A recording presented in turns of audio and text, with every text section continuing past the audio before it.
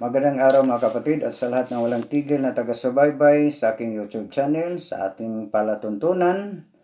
Ang iyong lingkod, Brother Tata Rosal, sa ngalan sa aming Arsobispo, sa lokal na simbahan sa Archdiocese of Ozamis, Archbishop Martin Sarmiento Humad, sa lahat ng mga kaparian, sa aking mga kasamahan bilang mga Catholic Faith Wenders o Ozamis City Chapter, especially ni Brother Wendell Talibong. Ngayong araw ating talakayin patungkol sa ating pananampalataya sa ating Panginoong Hesus bilang isang tunay na Diyos o tunay na tao, about Christology, study about Jesus Christ. Pero bago muna tayo magsimula mga kapatid, manalangin muna tayo. Sa ngalan ng Ama, ng Anak, ng Espiritu Santo. Amen.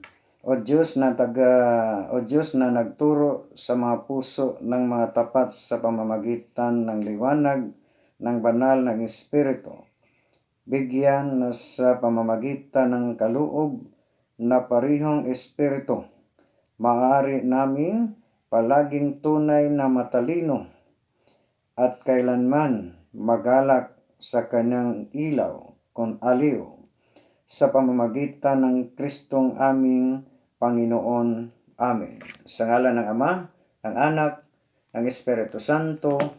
Amen. Once again mga kapatid, magandang araw. Lalong-lalo na sa ating mga kapatid na dyan sa Luzon. I'll try my best once again na magsalita po tayo ng Tagalog. Sinusubukan natin na makasalita ng Tagalog kahit hindi tayo sanay.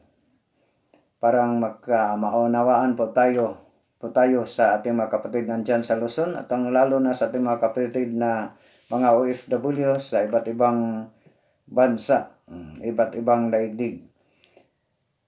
I said earlier na ating talakayin patungkol sa ating pananampalataya sa ating Panginoong Hesus. Sino ba si Panginoong Hesus? Hindi ba Diyos bilang para sa ating mga kapatid na mga Iglesia ni Cristo na tinatag ni Felix Manalo? O sino ba ang hindi kumikilala o hindi naniniwala na ang ating Panginoon Jesus ay hindi Diyos, ay isang tao lamang? Ang unang hindi naniniwala o hindi kumikilala na ang ating Panginoong Diyos o Panginoong Hesukristo ay bilang tunay na Diyos, ang ating mga kapatid na mga Judaismo o mga Pariseo o mga Hudyo. Sila ang unang hindi kumikilala o hindi naniniwala na ang ating Panginoong Hesus ay isang tunay na Diyos. Para sa kanila ay isa lamang ordinaryong tao na mamamayan sa Hudiya o sa Israel. Pangalawa, ang ating mga kapatid na mga Islam na tinatag ni Propeta Muhammad, kinikilala nila na si Muhammad isang propeta, ay nagtuturo din o na hindi naniniwala ng ating Panginoong Hesus ay bilang tunay na Diyos. Para sa kanila, isa lamang tao o isa lamang propeta. At pangatlo, ang ating mga kapatid na mga Iglesia ni Cristo na tinatag ni Felix Manalo noong 1914. Sila din hindi kumikilala, hindi naniniwala na ang ating Panginoong Hesus o Panginoong Hesukristo ay isang tunay na Diyos. Para sa kanila, isa lamang tao ang ating Panginoong Hesus. Unang-una, sino ba? Sila ba ang tinutukoy ni San Pablo? Sulat ni San Pablo sa unang sulat ni San Pablo, Kapitulo 4, na ang hindi kumikilala o hindi naniniwala ng ating Panginoong Hesus ay bilang isang tunay na Diyos ay siyang Antikristo. Ating babasahin ang sulat ni Apostol John, ang kaniyang epistola. Sa unang sulat ni Apostol John, sino ba ang Antikristo? ayon sa kanyang sulat sa unang 1 John chapter 4 verses 1. Ating babasahin. Verses 1 to 2 up to 3. Mga minamahal, huwag kayong maniniwala sa lahat ng espiritu. Subukin muna ninyo sila para malaman ninyo kung sa Diyos nga sila galing, sapagkat maraming palsong propitang nagkalat sa mundo. Sino ba tong mga palsong propita? Sa ganito ninyo makikilala ang Espiritu ng Diyos. Bawat espiritong nagsasabing si Jesucristo ay naparito sa katawang tao ay mula sa Diyos. At bawat espiritong nagkakaila iyan tungkol kay Jesus ay hindi sa Diyos galing kundi sa Antikristo.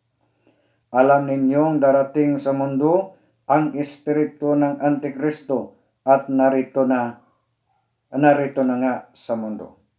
So, kamakinsi mga kapatid, ang kumikilalang si Jesus ang anak ng Diyos ay tinatahanan ng Diyos at tumatahan sa Diyos. Nakilala at sinampalatayanan natin ang pag-ibig ng Diyos sa atin. Ang Diyos ay pag-ibig. So, malinaw na mga kapatid na ang sinasabi ni San Pablo nga ang hindi kumikilala na ang ating Panginoong Hesus ay tunay na Diyos o nagkatawang tao ay isang Antikristo. Bago tayo mga kapatid pupunta sa ating ating sasagutin ang kanilang mga tuligsa. Isa-isahin natin ang kanilang mga tuligsa. Unang-una, ilang gagamitin sa ating mga kapatid na mga Iglesia ni Cristo ang sulat ni Propeta Isaiah. Sulat ni Propeta Isaiah, Kapitulo 49, versikulo 9. Sa ating gagamitin ang magandang balita Biblia. Ang sulat ni Propeta Isaiah 46:9 ating babasahin kung ano ang tinuturo ng isang propeta. Dili-dilihin ninyo ang matagal ng nakaraan. Inyong kilalaning ako lamang ang Diyos at liban sa akin wala ng iba. So malinaw na mga kapatid na ang Diyos Ama ang umaangkin na siya lamang ang tunay na Diyos. Maliban sa Kanya, wala ng ibang Diyos. So, paano kayo na naging Diyos ang ating Panginoong Hesus? Para sa kanila na ang isang propeta, isang major prophet na si Isaiah, nagtuturo, nangangaral na isa lamang ang Diyos, ang tunay na Diyos, ang Diyos Ama. Liban sa Kanya, wala ng iba. Isa pa, maliban dyan mga kapatid, isa pang gagamitin nila ang sulat ni Propeta Ezekiel. Ezekiel Kapitulo 20, versikulo 9. Na ang Diyos ay hindi sinungaling, ay hindi katulad ng tao nga isang sinungaling at hindi mamamatay. Ating babasahin. Sa harap kaya ng mga papatay sa inyo ay masabi mo pang ikaw ay Diyos? Noon mo malalamang ikaw pala ay tao lang at may kamatayan. So malinaw na tinuturo ni Propeta Ezekiel na ang Diyos ay walang kamatayan at hindi sinungaling, hindi katulad ng isang tao ay isang sinungaling at may kamatayan. So isa namang propeta ng Diyos nagtuturo na ang Diyos ay hindi mamamatay. Isa pa sa kanilang mga gagamitin na tuligsa na mga sitas diyan sa Biblia again sa ating paniniwala o pananampalataya sa ating Panginoong Hesus na bilang tunay na Diyos.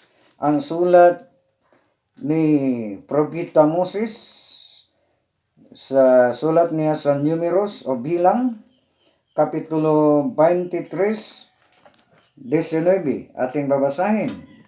Ayon sa nakasulat, ang Diyos ay di sinungaling o tulad ng tao. Ang isipan niya ay hindi nagbabago at sinasabi niya ay kanyang ginagawa. Sa ibang version mga kapatid, lalong-lalo na sa King James Version, ang nakasulat dito, ang Diyos ay hindi tao o anak ng tao. Ang nakasulat. Ang ating ginagamit ay ang Magandang Balita Biblia. Pero sa King James Version, ang Diyos ay hindi tao ni anak sa tao. So malinaw na ang Diyos ay hindi tao ni anak sa tao.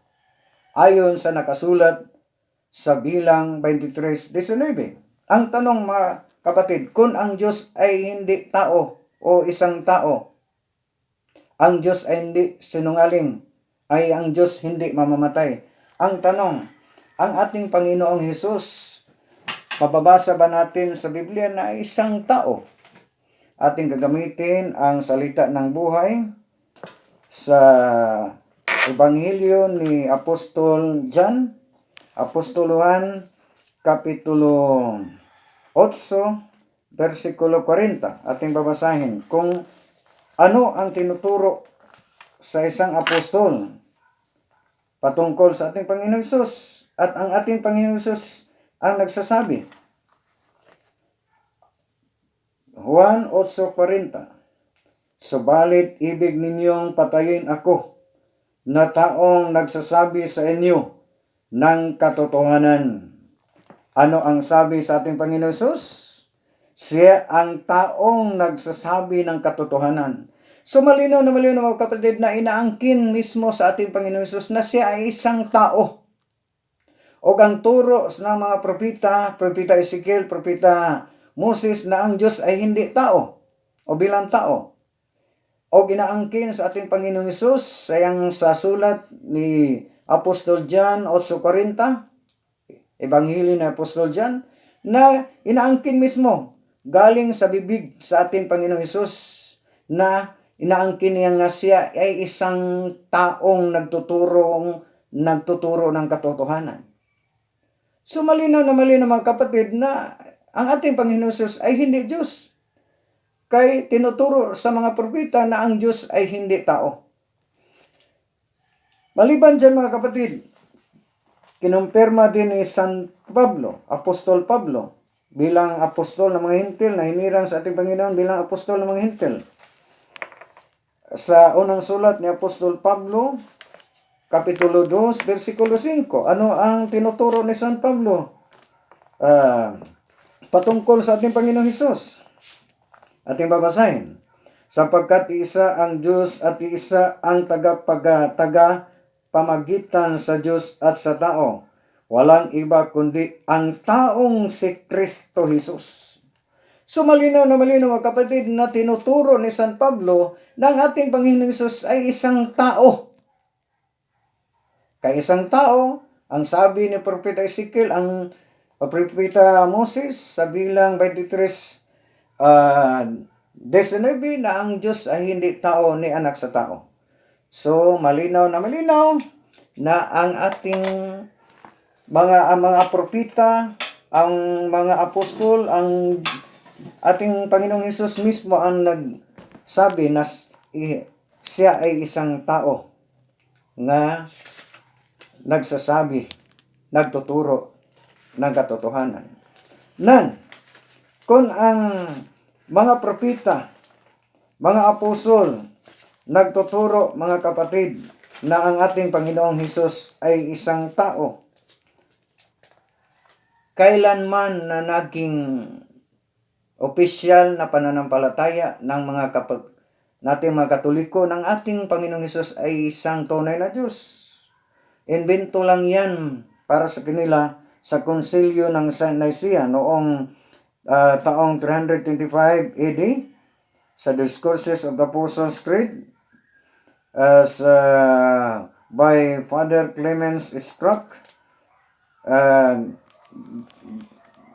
Ito ang nakasulat na noong ating babasahin mga kapatid. So, sino lang ang tuturo na ang ating Panginoong Hesus ay tunay na Diyos? Ang simbahang Katoliko lamang through the Council of Nicaea 325 AD.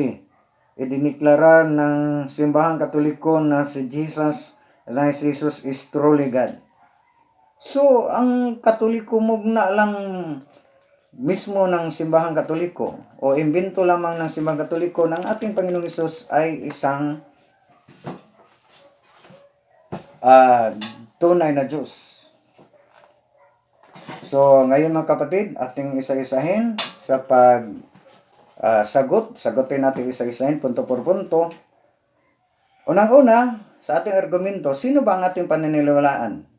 Ang mga apostol ba na mga alagad sa atong Panginoon na nakasama niya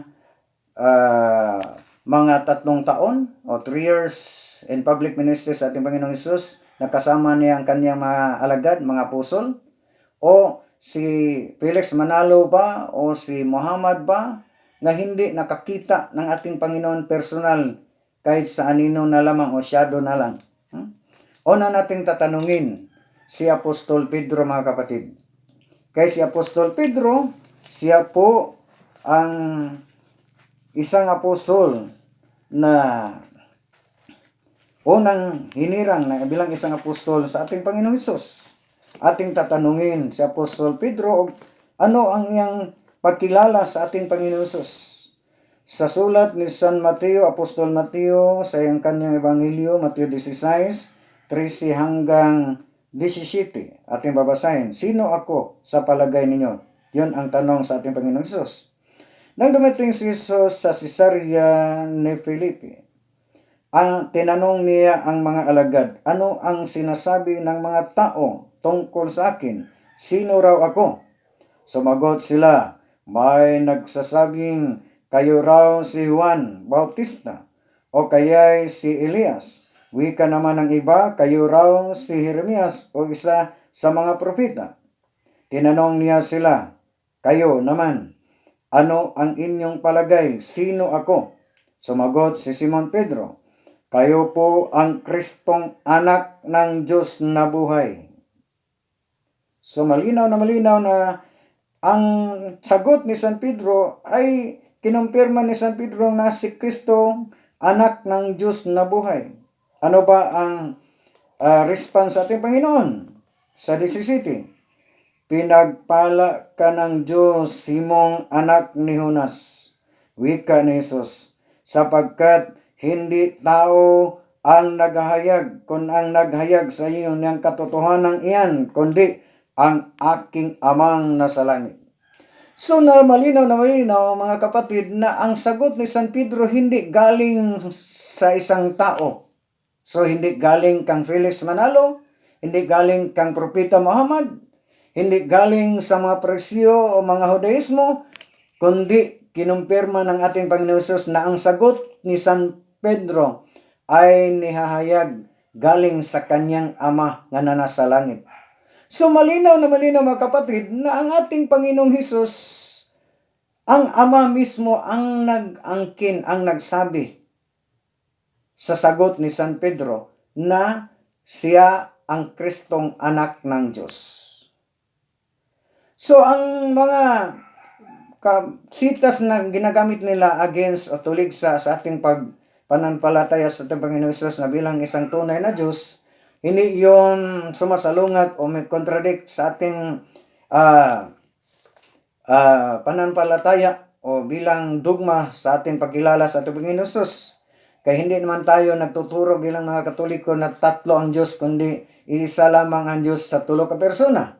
So ang sulat ni Propeta Isaiah, sa sulat ni Propeta Ezekiel, sulat ni Propeta Moses, hindi yun sumasalungat o kumakontradict sa ating pananampalataya, official teaching ng Simbahang Katoliko na iisa lamang ang Diyos.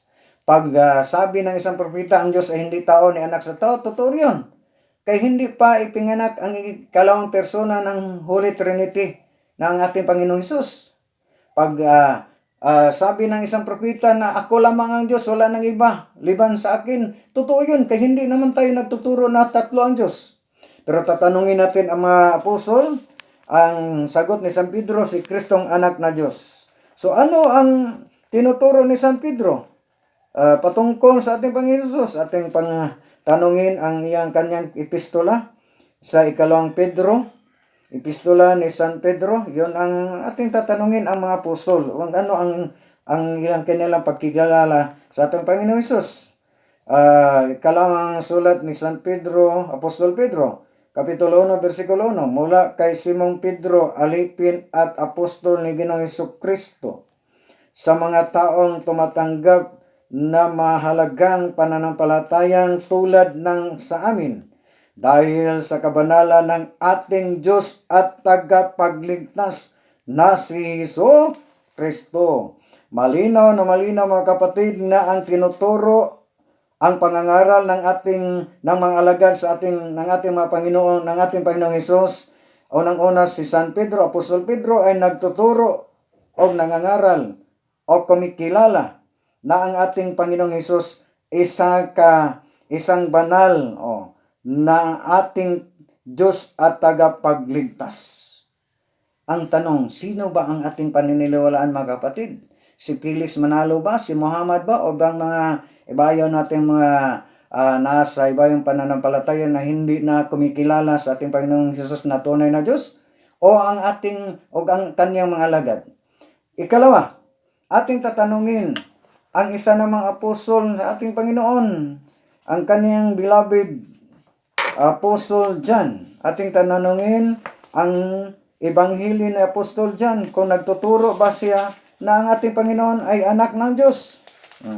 Ating babasahin ang John 1:18. John Kapitulo 1, versikulo talata 18. Wala pang nakakita sa Diyos Ama kahit kailan, subalit ipinakilala siya sa atin ng Diyos Anak. Kinsa wala pang nakakita sa Diyos Ama. Sino ang nakakita sa Diyos Ama? Ang Diyos Anak. Sino ang Diyos Anak? Walang iba, ang ating Panginoong Hesus. So malinaw na ang isang apostol sa ating Panginoong Hesus na nakasama niya within 3 years, nakakita personal sa ating Panginoon, nagtuturo, nangangaral na ang ating Panginoong Hesus ay anak ng Diyos. Maliban dyan mga kapatid, kinumpirma din ni Apostol John sa kanyang epistola. Unang sulat ni Apostol John, Apostol Juan, Kapitulo 5, talata 20. Ating babasahin mga kapatid, ano ang tinuturo ni Apostol John patungkol sa ating Panginoon Hesus. Alam din natin na parito ang anak ng Diyos. Nagtutukoy po siya ng mayroong naparito ng anak na Diyos at binigyan tayo ng pang-unawa upang makilala natin siya sa katotohanan ay tayo'y nasa Kanya na siyang katotohanan. Walang iba kundi sa Kanyang anak na si Hesukristo. Ito ang tunay na Diyos at buhay na walang hanggan. So walang iba ang tinutukoy sa sulat ni San Apostol Juan sa kanyang epistola, unang sulat ni San Juan, Kapitulo 5, talata 20, walang ibang tinutukoy ng tunay na Diyos ang ating Panginoong Hesus. Pag mirong mababasa kahit isang sitas lang mga kapatid, sa entire New Testament, isang apostol nga nagtuturo, nagsulat na ang ating Panginoon Hesus ay hindi Diyos, ay tao lamang. Ngayon mga kapatid, ngayon din, sang-ayon po ako, magpabautismo po ako bilang isang iglesia ni Kristo na tinatag ni Felix Manalo. Sang-ayon pa ako na ang gagamitin na tubig na pagbinyag o pagbautismo ay isang bukal o mainit na tubig. Kung galing sa termos. Pag mayroong mabamasa nga isang apostol nagtuturo nga ang ating Panginoon Jesus ay hindi Diyos, tao lamang. Isa pang babasahin natin, isang salin ng Protestante, o salin ng Protestante, The Living Bible, malinaw na malinaw nga nagtuturo ang naturang salin. Isang Protestanteng hubad, mga kapatid, version sa John chapter 1 verse 1. Ano ang nakasulat sa isang Protestanteng Biblia? Before anything else existed, there was Christ with God. He was always been alive, is himself God. So, baka sabi nila, isang kamalian yun. Yun salin na Biblia is mali yung salin. Pero kung tatanungin natin, nagtutukoy yun na ang ating Panginoong Hesus nandyan na. There was, before anything else existed, there was Christ with God. So malinaw na malinaw, nandyan na ang ating Panginoong Hesus, hindi pa natatag ang daigdig, ang sanglibutan. Ang tanong, kinumpirma ba sa ating Panginoon na siya ay nakasama ng kanyang Ama na hindi pa natatag ang daigdig? Ating patanungin ang ating Panginoon kung maangkin ba ang ating Panginoon na nakasama na ng kanyang Ama na hindi pa natatag ang daigdig o nilalang ang daigdig. Rather, nilalang ang daigdig. Sa Ebanghelyo ni St. John, Apostol John, chapter 17, talata 5. Ganito ang nakasulat. Kaya't luwalhatiin mo ako ngayon ng iyong sarili, Ama. Sino ang nagsalita? Ito, ang ating Panginoong Hesus. Sa kaluwalhatiang taglay ko sa iyong piling, bago pa man nilalang ang daigdig. So malinaw mga kapatid na kinumpirma ng ating Panginoong Hesus na nandyan na siya. Nakisama na siya sa kanyang Ama. Hindi pa nilalang ang daigdig. Ang tanong sa argumento, sa logic, kung ang ating Panginoong Hesus ay isang tao lamang, isa lang ordinaryong tao, ang tanong, sa hindi pa nilalang ang daigdig, nakasama na siya ng kanyang Ama. Ang tanong, sino ang ating Panginoon para sa kanila? Isang multo nga nandyan na hindi pa natatag ang nilalang ang daigdig, ang salibutan. So malinaw na kapatid, dalawang apostol nagtuturo. Maliban dyan, mismo si Apostol sa Pablo nagtuturo din nga ang ating Panginoon ay isang tunay na Diyos. Ang sulat sa Roma Kapitulo 9, versikulo 5, na ang ating Panginoon ay isang tunay na Diyos. Sa talata, sa sulat naman ni San Pablo kay Tito 12:13, tinutukoy o tinuturo din ni San Pablo na ang ating Panginoon Hesus ay isang tunay na Diyos. Walang apostol nga nagtuturo na ang ating Panginoon ay hindi Diyos. Walang apostol. So, malinaw na mga kapatid na ang ating Panginoong Hesus ay wala tayong tutol sa kanyang mga tuligsa na ginagamit. Ang ginagamit nila na ang sabi sa ating Panginoong Hesus diyan sa Ebanghelyo ni San Juan, Apostol John 8:40 nga ako ang taong sasabi ng katotohanan.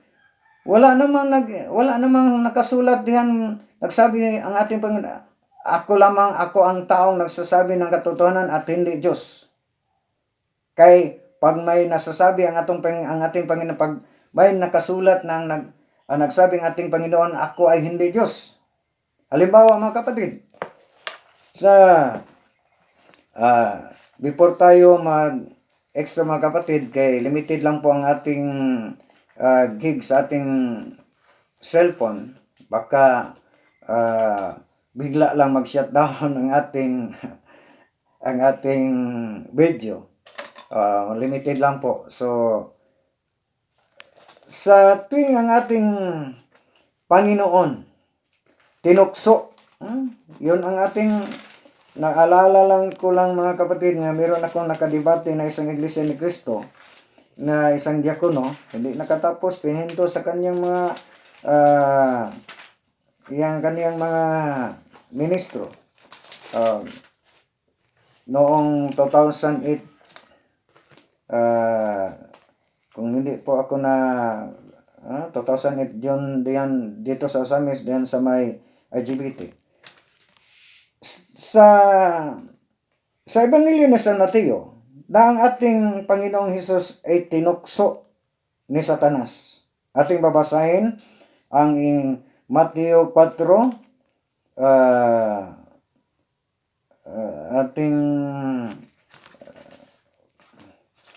itong babasahin Mateo 4. Kuwanta muna mga kapatid. Ating Mateo 4. 3 hanggang 10 ating babasahin. Ang pagtukso kay Hesus ni Satanas. Dumating si Satanas at sinabi sa kanya, kung ikaw nga ang anak